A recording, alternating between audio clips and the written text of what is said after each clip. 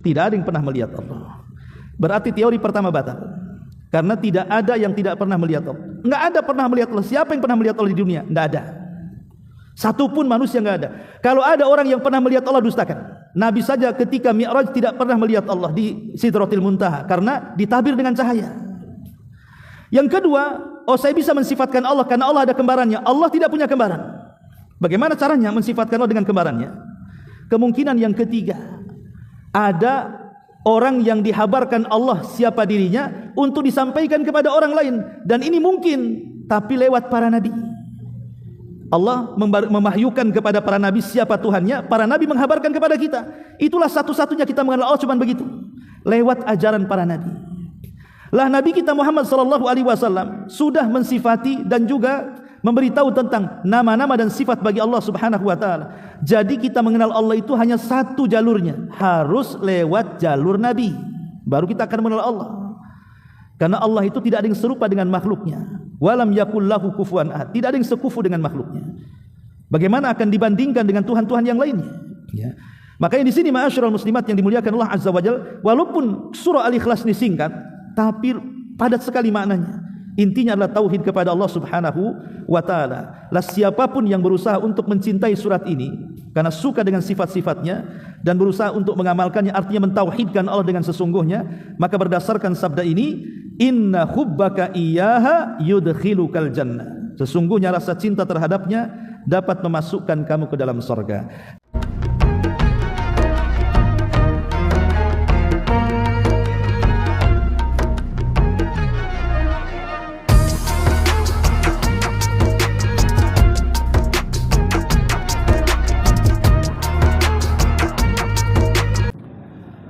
Bismillahirrahmanirrahim.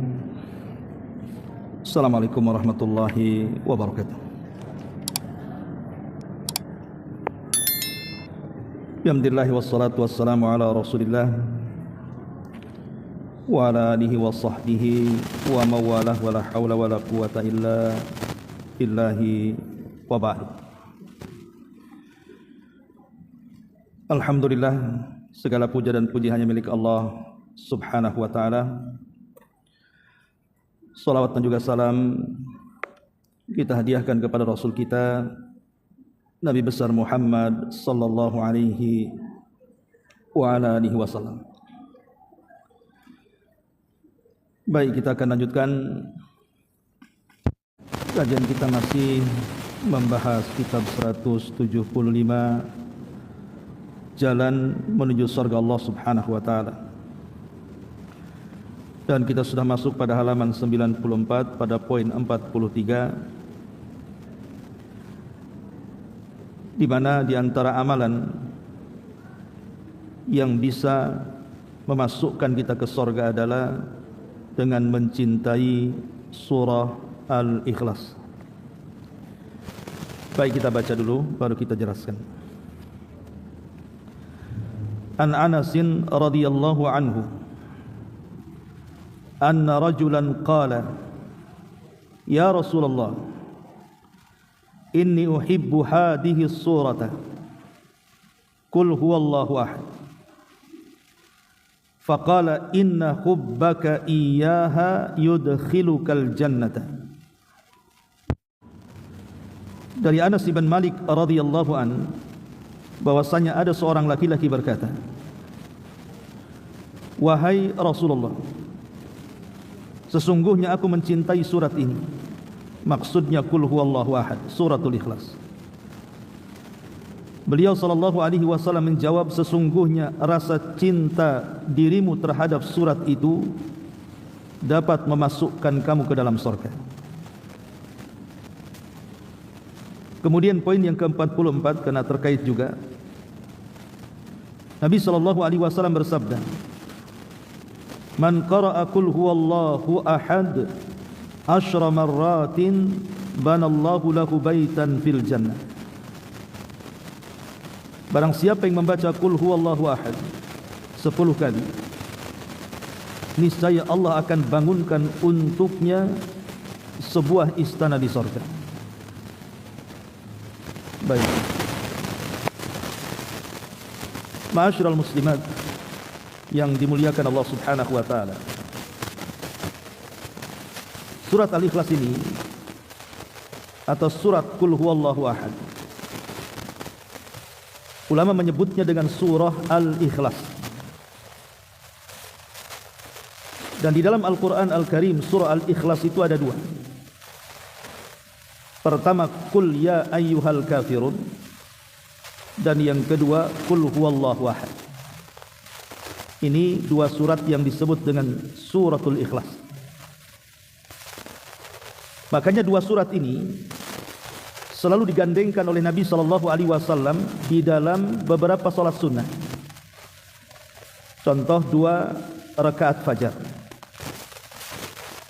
Nabi mensyariatkan kalau ibu salat 2 rakaat fajar, salat sebelum subuh, maka rakaat pertama disunnahkan membaca Qul ya ayyuhal kafirun, dan yang kedua disunnahkan membaca Qul Huwallahu Ahad. Atau dalam salat sunnah tawaf, ibu kalau habis tawaf ketika umrah atau haji, disyariatkan 2 rakaat salat sunnah di belakang makam Ibrahim. Maka rakaat yang pertama dibaca Qul ya ayyuhal kafirun, dan yang kedua juga dibaca Qul Huwallahu Ahad. Atau juga disunnahkan saat ibu tidur, jadi menjelang tidur disunnahkan 2 surat ini juga dibaca. Makanya kemudian 2 surat ini ada kaitan erat. Lalu apa perbedaannya? Karena dua-duanya disebut surah Al-Ikhlas, karena 2 surat ini bicara soal tauhid manusia. Kita tahu bahwa pembagian tauhid yang kita kenal itu ada 3. Ada yang disebut dengan rububiyah, ada yang disebut dengan uluhiyah, ada yang disebut dengan al-asma wa sifat. Tauhid rububiyah itu artinya tauhid pengenalan kita kepada siapa Rabb kita, siapa Tuhan kita, apa yang dilakukannya, apa saja pekerjaannya. Itulah tauhid rububiyah, bicara soal pengetahuan tentang Allah dan perbuatan-perbuatannya, seperti Allah menciptakan, Allah mengatur, Allah menguasai, Allah menghidupkan, Allah menghancurkan. Lah ketika kita semua itu berarti kita sedang mendalami tauhid rububiyah. Adapun uluhiyah bicara soal bagaimana cara kita menyembah. Salat kita diberikan kepada siapa? Puasa kita untuk siapa? Baca Quran kita karena siapa? Dan begitu seterusnya. Sebagaimana Allah mengatakan, Qul inna salati wa nusuki wa mahyaya wa mamati lillahi rabbil alamin. Katakan, sesungguhnya salatku, penyembelihanku, seluruh hidup dan matiku hanya kuserahkan kepada Allah. Itu disebut dengan uluhiyah. Adapun nama dan sifat bagi Allah Subhanahu wa taala itu bicara tentang nama-nama dan sifat-sifat. Bahwa Allah memiliki nama dan Allah juga memiliki sifat. Dan nama Allah Subhanahu wa taala sangat baik sebagaimana sifatnya sangat sempurna. Lah 3 tauhid ini terangkum dalam 2 surat tadi. Kalau kita bicara soal pengenalan siapa Tuhan kita, maka mengacu kepada Qul Huwallahu Ahad yang kita akan bahas. Jadi surah Qul Huwallah, surah Al-Ikhlas ini mengenalkan kepada kita tentang siapa Tuhan kita. Adapun surah Ikhlas yang kedua, Qul ya ayyuhal kafirun, itu bicara bagaimana cara kita menyembahnya. Jadi yang satu bicara soal siapa Tuhan kita, dan yang kedua bicara soal bagaimana cara menyembahnya. Kalau bicara soal siapa Tuhan kita, berarti mengacu kepada Qul Huwallahu Ahad. Tapi kalau kita bicara bagaimana cara menyembahnya, berarti kita mengacu kepada Qul ya ayyuhal kafirun. Itu global daripada 2 surat ini. Kalau dikembangkan lama nantinya. Baik, ma'asyiral muslimat yang dimuliakan Allah Azza wa Jalla, sebelum saya menjelaskan sedikit tafsir daripada suratul Ikhlas ini, saya ingin mengembangkan tentang keutamaannya, karena dalam 2 poin ini bicara soal keutamaan. Apa sih keutamaan suratul Al-Ikhlas itu? Dalam poin yang ke-43 ini sebenarnya di sini ada asbab wurudnya. Kenapa Nabi SAW mengatakan inna hubbaka iyyaha yudkhilukal jannah? Kecintaanmu kepada surah Al-Ikhlas itu menjadikan engkau masuk surga. Di sini ada cerita. Jadi di zaman Nabi SAW itu, Bu, kalau Nabi SAW mengutus sebuah utusan untuk melakukan penyerangan dengan mengutus pasukan khusus yang tidak dipimpin Nabi SAW secara langsung, maka Nabi SAW akan memilih pemimpin pasukan itu dengan cara mengetes Qur'annya. Jadi Nabi SAW kalau memilih seorang pemimpin perang, yang pertama kali dites itu bukan skill perangnya, bukan bagaimana cara engkau berkuda, cara engkau menombak, cara engkau berpedang, sudah berapa kali berperang. Bukan itu yang pertama kali dijadikan ujian tesnya. Tapi yang pertama kali diuji itu soal berapa hafal Quran. Jadi Nabi SAW mengumpulkan pasukan, kemudian Rasul mengatakan, kam hafidtum min kitabillah, berapa banyak di antara kalian yang hafal Quran. Kemudian nanti para sahabat mengatakan, saya hafal sekian-sekian, yang lain mengatakan sekian-sekian, yang lain mengatakan sekian-sekian. Maka yang paling banyak hafalan di antara para sahabat pasti akan dipilih menjadi pemimpin. Maka Nabi SAW kalau sudah menemukan satu sahabat yang hafalannya menonjol, maka Rasul mengatakan, anta imamuhum, engkau akan menjadi pemimpin mereka. Lihat bagaimana Nabi SAW mengetes para sahabat untuk menjadi pemimpin perang. Bukan skillnya dulu, tapi soal Qur'annya dulu.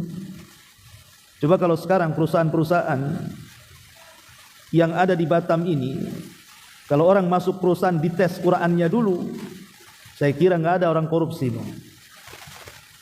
Tapi kan orang sekarang bukan itu yang dites, skillnya dulu kan. Soal akhlaknya itu belakangan biasanya. Yang penting ada rekomendasi, ijazah, mau pakai ordal apa istilahnya. Yang penting masuk. Itulah tarbiyah Nabi SAW di zaman itu. Karena pemimpin perang itu juga sekaligus pemimpin salat, itu masalahnya. Kalau Anda berani memimpin pasukan, berarti Anda juga harus berani memimpin salat pasukan. Makanya itu kenapa Nabi SAW mensyaratkan seorang pemimpin perang itu harus orang yang paling banyak hafalan. Setelah kemudian Nabi SAW menunjuk orang yang paling baik hafalan Qur'annya, ya tentu juga setelah itu juga lihat skill perangnya. Barulah Nabi SAW memberangkatkan pasukan itu. Sampai ada satu kisah, ada sebuah pasukan yang dipimpin oleh pemimpin yang ditunjuk langsung Nabi SAW karena dianggap paling banyak hafalannya. Saat berangkat perang dan saat tiba waktu sholat, terutama surat-surat yang dijaharkan seperti maghrib, isya dan subuh, ini imamnya atau pemimpin perangnya kalau jadi imam itu selalu yang dibaca qul huwallah. Sholat maghrib rakaat pertama Al-Fatihah qul huwallah, nanti rakaat yang kedua Al-Fatihah qul huwallah lagi, nanti datang isya gitu lagi. Rakaat pertama Fatihah, rakaat dengan qul huwallah, rakaat kedua Fatihah dengan qul huwallah, subuh gitu lagi. Jadi sepanjang peperangan imam ini selain dia memimpin perang, dia juga memimpin salat yang dibaca asik qul huwallah saja. Persis kayak ibu, asik qul huwallah saja kalau salat itu. Ya. Jadi pasukan ini jenuh jadinya. Kok aneh Nabi ini memilih orang yang paling banyak hafalannya, tapi kalau jadi imam asik qul hu terus. Proteslah ini pasukan ini. Kemudian mengatakan, wahai imam, bukankah engkau dipilih karena banyak hafalan? Apa engkau tidak punya hafalan kecuali qul huwallah? Imamnya malah marah dan mengatakan, aku akan tetap membaca surat itu. Kalau engkau ingin menjadi makmumku silahkan, kalau engkau ingin buat jamaah sendiri silahkan. Aku tidak maksa kalian. Ya namanya pemimpin harus ditaati. Mau tidak mau pasukan ya harus ikut Nabi. Sebagaimana Nabi sudah memilih seseorang, ya harus diikuti orang ini. Ketika kemudian selesai tugas dilaksanakan para sahabat, mereka pulang ke Madinah. Lah sebagian pasukan ini tidak terima, melapor kepada Nabi SAW soal sikap imam mereka yang selama bertugas kalau sholat asik qul hu saja yang dibaca. Maka Nabi SAW memanggil imam ini yang merupakan pemimpin perang itu. Kemudian Nabi SAW meninterogasi, apakah betul kabar ini? Kata sang pemimpin yang ditunjuk Nabi dan sekaligus menjadi imam salat ini mengatakan, benar wahai Rasul, aku lakukan seperti itu. Maka Nabi SAW bertanya, apa alasanmu? Kenapa engkau terus membaca surat itu? Maka kemudian sahabat ini mengatakan, li'anni uhibbuha ya Rasulullah, karena aku suka dengan surat itu. Jadi alasannya, aku suka dengan surat itu. Sama dengan alasan ibu-ibu kan, suka dengan surat itu. Makanya kalau taraweh, imamnya baca kulhu, sedap ibu ya, cepat salam, cepat pulang. Kalau sudah an-naba, an-nazi'at, lam yakunil, sekali aja lah di masjid ini katanya. Besok cari masjid yang lain. Jadi Nabi SAW penasaran, kenapa kau suka dengan surat itu? Inilah bedanya alasan sahabat ini dengan alasan kita, Bu. Alasan sahabat ini dengan surat Al-Ikhlas, kenapa dia suka baca dalam solat? Dia mengatakan, li'annaha sifatur rahman wa ana uhibbuha. Karena dalam surat Al-Ikhlas, kata sahabat ini, di dalamnya penuh dengan sifat-sifat Allah yang aku suka dengan sifat-sifat itu. Kalau kita kan ditanya kenapa kau suka dengan surah Al-Ikhlas, ya karena pendek Ustaz, kan itulah bedanya ya. Alasan kita dengan sahabat suka itu karena merenungkan sifat-sifatnya. Bagaimana Allah disifati dalam surah Al-Ikhlas ini dengan sifat yang luar biasa, yang menunjukkan tentang siapa Tuhan kita. Kalau kita kan berbeda. Kenapa suka dengan Al-Ikhlas? Ya suka saja Ustaz karena pendek. Jadi Nabi SAW takjub dengan sahabat ini. Makanya Nabi SAW mengatakan, inna hubbaka iyyaha yudkhilukal jannah. Kecintaanmu kepada surah Al-Ikhlas itu akan memasukkan kau ke dalam surga. Ini alasannya Nabi SAW mengatakan di sini, inna hubbaka iyyaha yudkhilukal jannah. Kesukaanmu kepada surah Al-Ikhlas itu karena bisa memasukkan kau ke dalam surga. Ma'asyiral muslimat yang dimuliakan Allah Subhanahu wa taala. Kemudian hadis yang kedua, di sini Nabi SAW mengatakan, man qara'a qul huwallahu ahad asyra marratin banallahu lahu baitan fil jannah. Siapa yang membaca qul huwallahu ahad berapa kali? 10 kali dalam sehari semalam, maka Allah akan bangunkan bagi dia rumah atau istana di sorga. Bu, membaca 10 kali sehari semalam qul huwallahu itu sebenarnya gampang. Kan enggak capek, kan suratnya juga enggak panjang. Qul huwallahu ahad, Allahus samad, lam yalid wa lam yulad wa lam yakul lahu kufuwan ahad. Mungkin enggak sampai 10 menit Bu duduk begini sambil bersandar 10 kali, enggak sampai 10 menit. Tapi lihat pahalanya. Nabi SAW akan membangunkan satu rumah di sorga. Padahal kita bangun rumah yang paling indah di Sukajadi inilah, itu perlu waktu, kadang-kadang berbulan-bulan baru jadi. Ini cukup duduk 5 menit sudah bisa membangunkan satu istana di sorga. Tapi kenapa pertanyaannya kita lebih suka rumah yang ada di Sukajadi ini yang indah dibandingkan rumah di sorga? Oh enggak lah Ustaz, saya suka rumah di sorga. Kalau memang suka di rumah di sorga, kenapa tak baca surat ini 10 kali dalam sehari? Kenapa sibuk mencari uang dan maksa suaminya untuk korupsi? Jadi ini sebuah pertanyaan, tentu jawabannya mudah, karena sorga itu perkara gaib, itu masalahnya. Dan perkara gaib ini kalau tidak yakin pasti ragu-ragu. Betul tak dapat rumah, betul tak dapat istana, itulah orang enggak yakin. Dan manusia itu sifatnya tidak mau yang gaib, maunya itu yang nyata. Itu manusia umumnya. Makanya kalau seandainya saya katakan, Bu baca surat 1000 kali qul huwallahu ahad di depan rumah saya kasih kunci rumah Sukajadi yang paling bagus. Kira-kira ibu datang ke rumah saya enggak? Baca 1000 kali dapat rumah di Sukajadi. Mungkin berjubal di rumah saya itu, Bu. Jelas rumahnya, jelas kuncinya. Coba kalau saya katakan datang ke rumah saya, baca qul 10 kali, saya kasih rumah di sorga, enggak akan yang datang. Ngapain pula datang ke rumah Abu Mero katanya. Disinilah terkadang kita diuji soal keimanan. Makanya kenapa dalam surah awal Al-Baqarah itu, ketika Allah Subhanahu wa taala mensifati orang-orang yang bertakwa itu, salah satunya Allah mengatakan alladzina yu'minuna bil ghaib. Orang-orang yang betul-betul yakin dengan perkara yang gaib. Lah dalam hadis ini menguji apakah kita yakin dengan hadis ini. Kalau yakin dengan hadis ini, tidak mungkin orang meninggalkan membangun rumah di sorga dengan mengamalkan membaca Qul huwallahu ahad 10 kali dalam sehari semalam. Kan bisa dicicil, Bu. Pamannya pagi 3 kali, siang 3 kali, sore 4 kali, malam 1 kali, selesai. Kan tidak harus kemudian sekali duduk 10 kali. Itu pun sebenarnya bisa kita lakukan dengan cepat.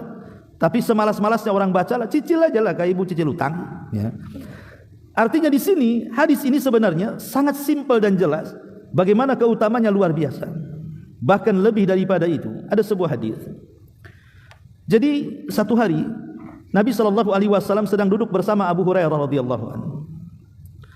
Entah dari kegelapan malam, ada orang yang membaca surah Al-Ikhlas, tidak tahu siapa dia, karena memang gelap di zaman itu, tidak ada lampu. Tiba-tiba Nabi SAW mengatakan kepada Abu Hurairah, wajabat, wajabat. Abu Hurairah radhiyallahu anhu heran, kenapa Nabi SAW mengatakan kalimat wajabat? Wajabat itu artinya wajib. Jadi Abu Hurairah bertanya, kenapa wahai Rasul engkau mengucapkan kalimat itu kepada orang yang membaca surah Al-Ikhlas, padahal kau tidak tahu siapa dia, karena memang dia membacanya di kegelapan malam. Maka Nabi SAW mengatakan kepada Abu Hurairah radhiyallahu an, wajabat lahul jannah. Orang itu wajib masuk surga. Saking senangnya, Bu, Abu Hurairah radhiyallahu an dengan ucapan Nabi SAW, wajabat lahul jannah, orang yang membaca tadi wajib masuk surga. Dia ingin mencari orang itu, ingin memberi kabar gembira bahwa Rasul menghabar gembirakan dia akan masuk surga. Cuman karena malam tidak tahu orangnya, dicari ke sana kemari nggak ketemu, akhirnya Abu Hurairah tidak tahu siapa dia. Tapi begitulah sifat para sahabat. Kalau ada saudaranya senang, ikut senang, karena ingin menghabarkan kan. Kalau kita kan tidak. Kalau saudaranya senang, sakit hati kita. Ya.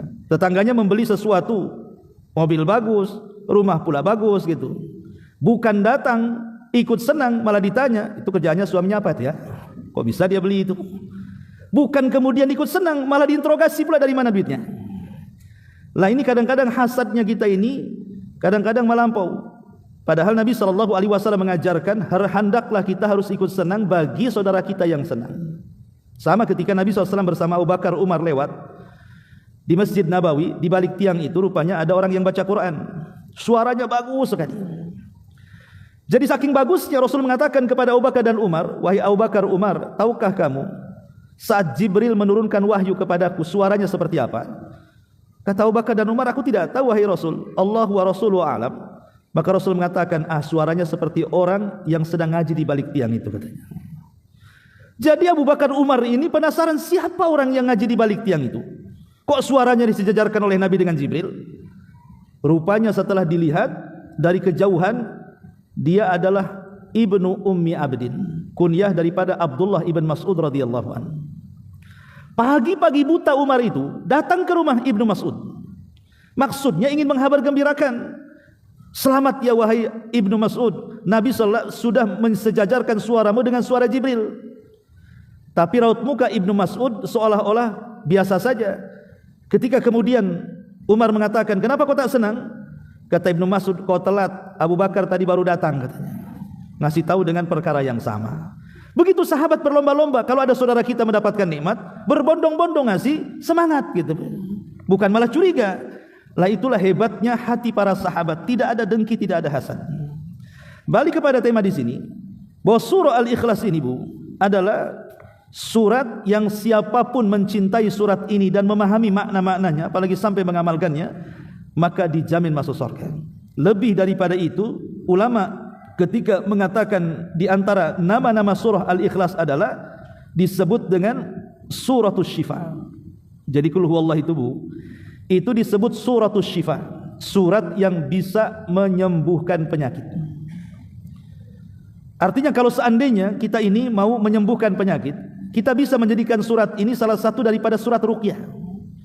Ambil umpamanya segelas air putih, kemudian kita baca Al-Fatihah, kita baca qul a'udzu birabbin nas, kita baca qul a'udzu birabbil falaq, kita baca qul huwallahu ahad, kemudian kita kasih minum, itu sudah jadi obat itu. Kan simpel sebenarnya, tapi syaratnya harus yakin, Bu. Enggak boleh ragu-ragu. Coba-cobalah, kata Ustaz Abu Mero, katanya kalau baca 4 surat Al-Fatihah dan 3 qul jadi obat, enggak akan sembuh penyakitnya. Kenapa? Karena coba-coba itu masih terkandung keraguan. Jadi tidak boleh coba-coba, harus ditanamkan sugesti. Makanya sugesti itu dalam ilmu kesehatan pun katanya bisa mengobati kan. Makanya dokter itu nggak mungkin nakut-nakuti orang. Walaupun besok akan mati, dibilangnya besok akan sembuh kan begitu. Kalau semua pasien ditakut-takuti sama dokter, cepat tobat kok besok akan mati mamanya kan. Mungkin nggak ada lagi pasien yang datang. Karena memang sugesti ataupun kepercayaan ini bisa menyembuhkan. Lah sama dengan ruqyah juga nggak bisa jadi coba-coba. Harus yakin bahwa Quran itu penyembuh. Karena dia adalah kalamullah. Lah surah Al-Ikhlas ini ulama menyebutnya suratul syifa namanya. Surat yang bisa menyembuhkan, bisa digunakan untuk ruqyah. Anak rewel malam-malam gitu kan, ibu punya bayi rewel kali. Ya mungkin siapa tahu mungkin karena kesambet atau apa kan, baca surah Al-Ikhlas. Yakin insyaallah kalau memang itu kesambet, jinnya pun akan hilang tuh. Karena Islam itu agama simpel sebenarnya, perlu yakin. Jangan coba-coba. Ma'asyiral muslimat yang dimuliakan Allah Subhanahu wa taala. Itu di antara keistimewaan surah Al-Ikhlas ini. Bahkan lebih daripada itu ada sebuah hadis yang lain yang menunjukkan fadilahnya. Seperti hadis Aisyah radhiyallahu anha yang terdapat dalam Sahih Bukhari Muslim. Anna Nabiy sallallahu alaihi wasallam kana idza awa ila firashihi qara'aha ma'al muawwadzataini wa masaha mastata'a min jasadihi. Jadi Nabi itu kalau menuju pembaringan tidurnya, hendak tidur, biasa Rasul menggabungkan 3 surat kul namanya. Jadi kul a'udzu birabbil falaq baca, kul a'udzu birabbin nas baca, kul huwallahu baca, kemudian telapak tangannya ditiup. Setelah ditiup, diusap dari kepala sampai kaki sekenanya. Dibaca 3 kali dan lakukan pengusapan 3 kali. Gunanya untuk apa? Supaya tidur kita tidak diganggu setan. Supaya tidur kita ini terhindar dari keburukan. Boleh jadi mungkin keburukan yang datang dari binatang-binatang berbisa, entah dari ular, kalajengking, semut dan yang semacamnya, atau nyamuk-nyamuk malaria yang membawa kebinasaan, atau dari kiriman orang-orang hasad berupa sihir dan yang semacamnya, atau setan yang iseng yang hendak mempermainkan tidur kita sehingga membawa mimpi-mimpi buruk. Makanya Nabi SAW menganjurkan membaca surah Al-Ikhlas digabungkan dengan muawwidzatain tadi untuk supaya kita terhindar dari keburukan. Dan ini juga satu keistimewaan yang luar biasa. Kemudian juga di antara keutamaannya, Nabi SAW juga bersabda dalam hadis Bukhari, hadis Abi Sa'id Al-Khudri radhiyallahu anhu. Jadi ada seseorang laki-laki mendengar atau membaca suratul Ikhlas, qul huwallahu ahad, Allahus samad, lam yalid walam yulad walam yakul lahu kufuwan ahad. Maka ketika di waktu pagi datang kepada Nabi SAW, kemudian menceritakan, maka Rasul mengatakan, walladzi nafsi biyadihi innaha la ta'dilu thulutsal Qur'an. Sesungguhnya surah Al-Ikhlas ini sungguh sebanding dengan 1/3 Al-Qur'an. Jadi kalau ibu baca qul huwallah 1 kali, berarti seolah-olah ibu membaca 1/3 Qur'an. Karena Qur'an itu kan terbagi menjadi 3 Bu. 1/3-nya bicara soal akidah, tauhid. 1/3-nya bicara soal akhlak, di dalamnya kisah-kisah, ya. Kemudian 1/3 soal ibadah, salat, puasa, zakat dan yang semacamnya. Lah surah Al-Ikhlas itu kenapa disebut 1/3? Karena memang 1/3 Quran itu bicara akidah. Lah surah Al-Ikhlas dari awal sampai akhir itu bicara akidah, tidak ngelantur kemana-mana. Makanya kenapa Nabi SAW mengatakan sebanding dengan 1/3 Quran. Berarti kalau ibu baca 3 kali, hatamlah Al-Quran itu. Kalau gitu tidak perlu menghatamkan Quran, baca aja keluar 3 kali kan. Maksudnya sebanding. Yang menghatamkan Quran dari Fatihah sampai ke Anas ya lebih baik kan gitu ya. Karena bagaimanapun setiap 1 huruf yang ibu baca sama dengan 10 pahala. Tapi kalau kita lagi malas baca Quran dan kita ingin mendapatkan seperti orang menghatamkan Quran, baca saja 3 kali, itu maksudnya. Ini di antara keistimewaannya dan banyak lagi. Baik, sedikit kita akan bicara soal tafsirnya. Ma'asyiral muslimat yang dimuliakan Allah Subhanahu wa taala. Allah Subhanahu wa taala mengatakan qul huwallahu ahad. Di dalam Quran Bu, surat yang diawali dengan kalimat qul itu cuma 5. Surat yang diawali dengan kalimat qul itu cuma 5. Pertama, qul a'udzu birabbin nas. Dimulai dengan qul. Yang kedua, qul a'udzu birabbil falaq. Kemudian yang ketiga, qul huwallahu ahad. Kemudian yang keempat, qul ya ayyuhal kafirun. Kemudian yang kelima, suratul jin, qul uhiya ilayya annahu istama'a nafarun minal jinni faqalu inna sami'na qur'anan ajaba.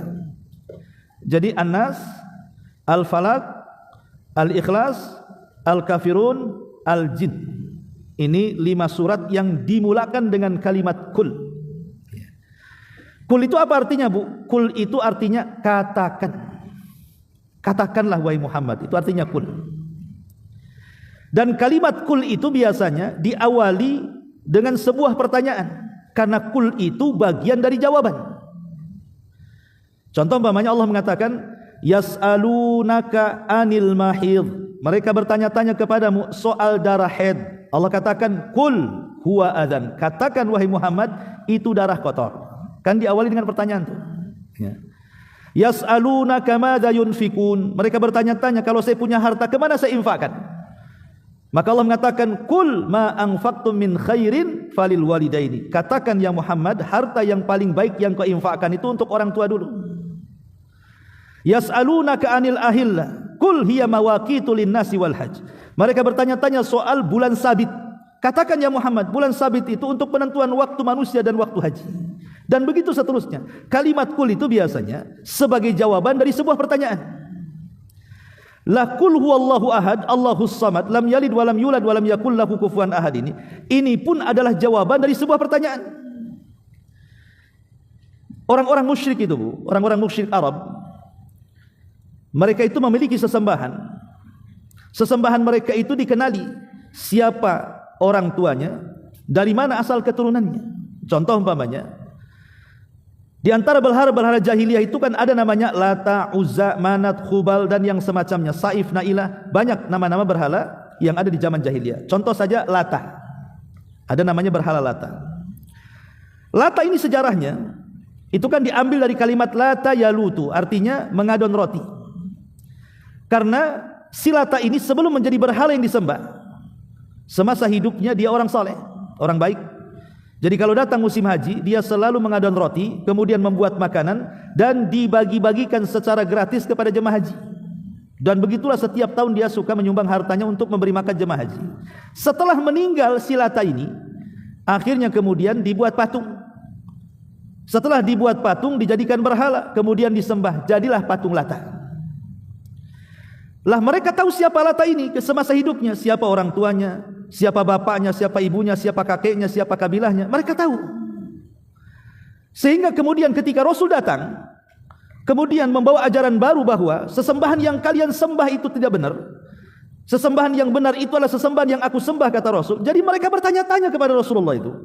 Di antara pertanyaannya adalah, kalau memang Tuhanmu benar, unsub lana rabbak. Ceritakan, sifatkan Rabbmu seperti apa. Ibnu man, anak siapa dia? Ummu man, ibunya siapa dia? Abu man, bapaknya siapa dia? Jadi orang-orang musyrik bertanya kepada Rasul tentang Tuhan yang kita sembah. Itu anaknya siapa? Ibunya siapa? Bapaknya siapa? Nabi terdiam ketika ditanya itu. Karena mereka mengkiaskan dengan Tuhan-Tuhan mereka yang dikenal siapa ibu bapaknya. Maka ketika Nabi SAW terdiam, disinilah turun suratul Ikhlas sebagai jawabannya. Kul, katakan wahai Muhammad, siapa Tuhanmu? Qul huwallahu ahad. Dia adalah Allah yang ahad, yang esa. Qul huwallahu ahad, Allahus samad. Di mana semua manusia bergantung kepada yang esa ini. Lam yalid wa lam yulad. Lam yalid wa lam yulad artinya Tuhanmu tidak punya anak, Tuhanmu tidak punya pasangan, Tuhanmu tidak punya ibu, Tuhanmu tidak punya bapak. Itu artinya lam yalid wa lam yulad. Jadi yang esa tadi itu, dia tidak punya anak, dia tidak punya pasangan, dia tidak punya ibu, dia tidak punya ayah. Walam yakul lahu kufuwan ahad, dan tidak ada yang sebanding dengan dia. Jadi suratul Ikhlas ini dari sebuah pertanyaan orang-orang jahiliyah ketika mau mengkiaskan, apakah Tuhanmu ya Muhammad sama dengan Tuhan kami, gitu maksudnya. Punya bapak, punya ibu. Maka Rasul diam sampai turun surah ini, bahwa Tuhan kita ini esa. Di sini Allah mengatakan kul huwallahu ahad. Katakan ya Muhammad, dia adalah ahad. Dalam bahasa Arab ada ahad, ada wahid. Wahid, isnain, salasa, arba, khamsa dan begitu seterusnya. Apa bedanya ahad dengan wahid? Kalau diterjemahkan secara bahasa Indonesia, ahad itu artinya esa, wahid itu artinya satu. Lalu apa bedanya esa dengan satu? Kalau esa itu tidak ada bilangan setelah dan sesudahnya. Tapi kalau satu pasti ada bilangan setelah dan sesudahnya. Sebelum satu kosong, setelah satu dua, kan begitu Bu ya. Tapi kalau esa, sebelum esa apa Bu? Kosong esa, setelah esa dua esa, kan gitu. Kan tidak mungkin. Ya esa kan tunggal. Ya. Itulah bedanya dengan kalimat ahad dengan wahid. Ahad itu sebelum dan sesudahnya tidak ada. Allah ya Allah gitu maksudnya. Makanya ketika para ulama menjelaskan kalimat ahad, maksudnya ahadun fi dzatihi wa wahidun fi sifatihi. Ahadun fi dzatihi wa wahidun fi sifatihi. Ahad dalam zatnya, esa dalam zatnya gitu. Satu dalam sifatnya. Esa dalam zatnya, satu dalam sifatnya. Tadi saya katakan kalau esa berarti tidak ada yang lain kecuali dia, karena sebelum dan sesudahnya tidak ada. Jadi esa zatnya cuma satu, tidak ada sebelum dan sesudahnya. Tetapi kalau bicara soal sifat, wahidun fi sifatihi. Kenapa kalimat wahid? Karena sifat Allah bukan satu, banyak. Sifat Allah itu banyak, tapi sifat yang banyak ini kembali kepada yang esa. Di mana antara sifat dan zat Allah itu, sifat dan zat Allah itu pasti sama. Karena kembali ke yang satu. Beda dengan manusia, terkadang antara zat dan sifatnya berbeda. Contoh umpamanya, kita ini dikatakan pemaaf atau suka mengampuni. Berapa lama ibu menjadi pemaaf coba? Satu kali ada orang berbuat salah, ialah ibu maafkan. Dua kali ibu maafkan. Tiga kali ibu maafkan. Empat kali mustahil ibu maafkan. Kurang ajar dia, udah banyak salah minta maaf. Tak mungkinlah saya maafkan kan. Ibu memberikan bantuan. Satu hari minta ibu kasih, ada lagi minta ibu kasih, 5 kali minta, lama-lama digembok kunci ibu tuh. Apain pula minta-minta terus? Karena sifat kita ini terkadang berubah-ubah, zat kita juga berubah-ubah gitu. Tapi Allah tidak. Selama pengampun, selamanya akan tetap pengampun. Selama pemberi, selamanya akan tetap pemberi. Itulah makna ahad di sini. Qul huwallahu ahad. Kemudian Allahus samad. Samad itu artinya semua manusia bergantung kepada Allah dan Allah tidak bergantung kepada manusia. Kalau kita yakin Allah itu samad, disinilah letak ketenangannya. Sebab apa?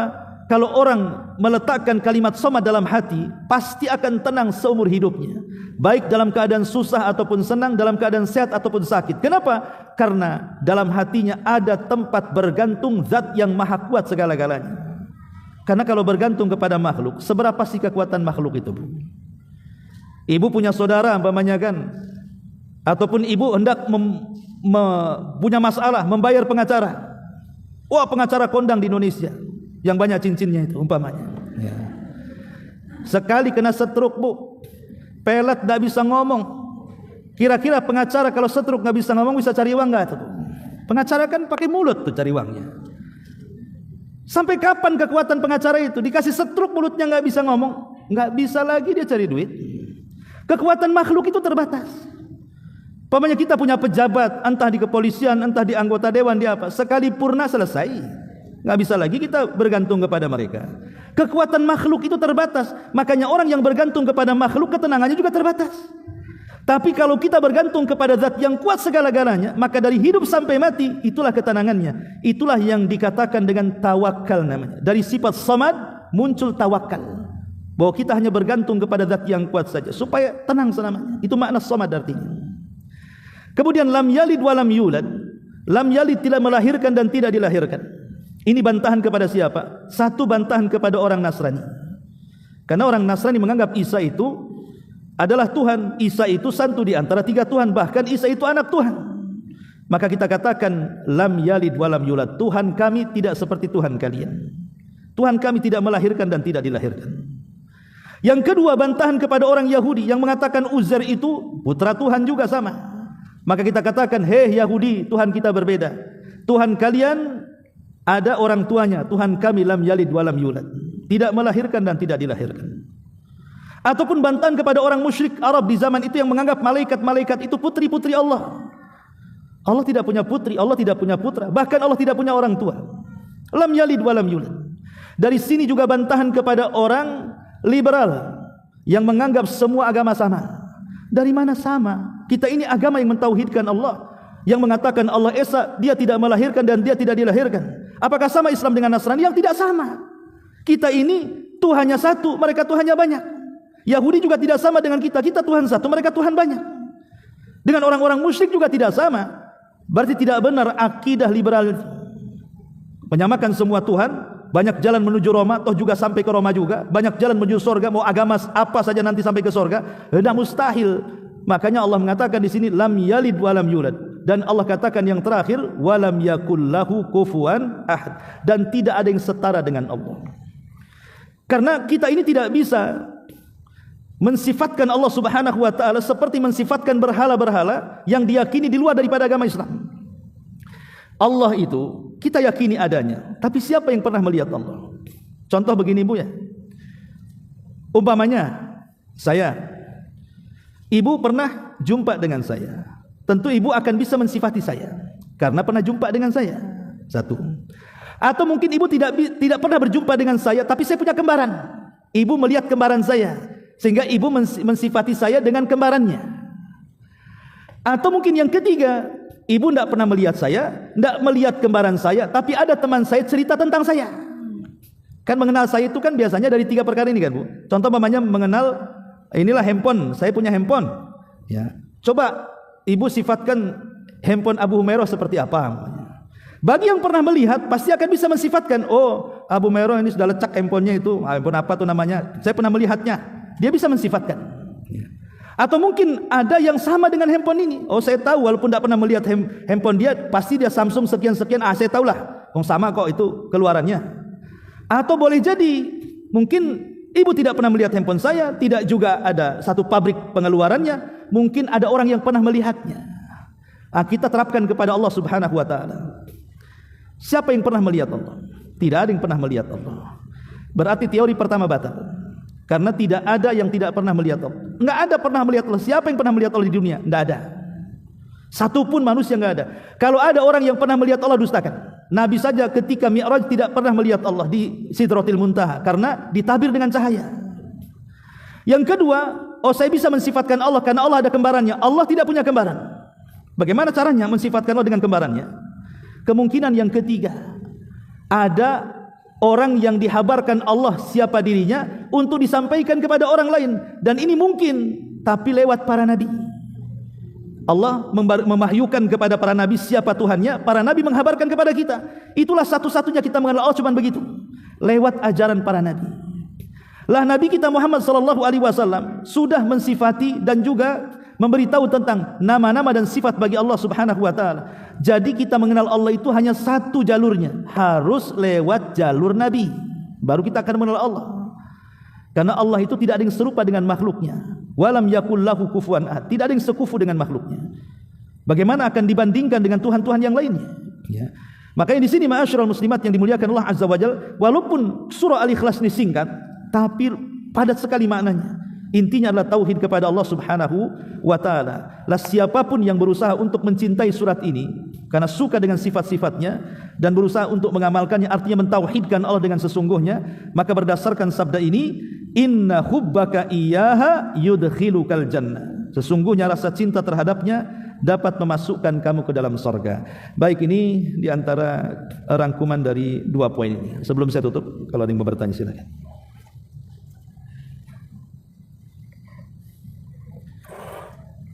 Baik, tidak ada. Kita tutup. Subhanakallah bihamdika, asyhadu an la ilaha illa anta astaghfiruka wa atubu ilaik. Allahu ta'ala alam. Assalamualaikum warahmatullahi wabarakatuh.